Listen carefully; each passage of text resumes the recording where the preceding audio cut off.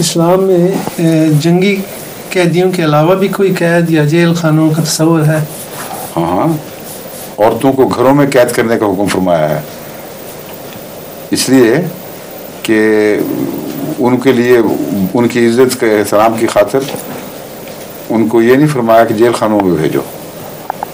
اور بس جو مغربی دنیا ہے اپنی لا علمی کی وجہ سے اس کو ایک وحشیانہ حکم سمجھتی ہے، حالانکہ انٹرنمنٹ گھر کے اندر ایک بہت ہی اعلیٰ درجے کا اخلاقی حکم ہے جس کو یہ اپنے معززین کے لیے استعمال کرتے ہیں. جب پولیٹیکل لیڈرز کو قید کرتے ہیں تو کہتے ہیں ان کو انٹرنمنٹ کی سزا دی جا رہی ہے، تو وہ انٹرنمنٹ موجود ہے. دوسرے حضرت یوسف کے ذکر میں بغیر کسی جرم کے بھی ایک جیل قائم تھی، وہاں جیل میں رکھا جاتا تھا. جیل کے نظام کے خلاف قرآن کریم نے کچھ نہیں فرمایا.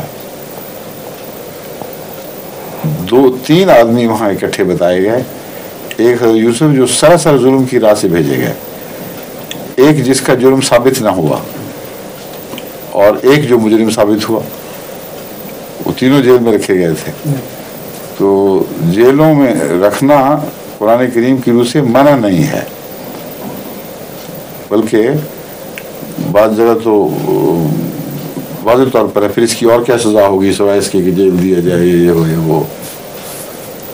یہ بیان کرنے کے باوجود جہاں قرآن ان کی باتوں کی واضح نفی نہیں فرماتا یا اور ایسے اشارے نہیں رکھتا جس سے یہ ثابت ہو کہ یہ گزشتہ میں تو جائز تھا اب جائز نہیں رہا، وہاں عموماً علماء امت کا یہی مسلک ہے کہ اس کو رد نہیں کیا جا سکتا.